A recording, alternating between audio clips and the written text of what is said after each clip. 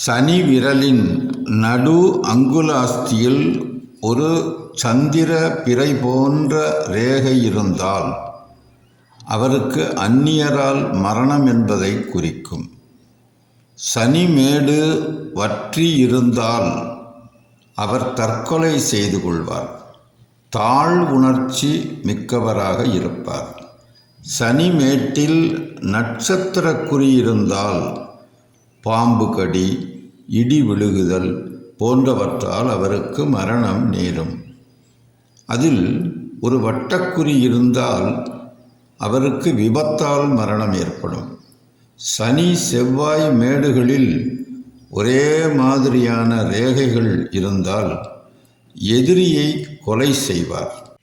இதுபோன்ற அடையாளம் உள்ளவர் கூலிக்கும் கூட கொலை செய்யும் வேலை பார்ப்பார்.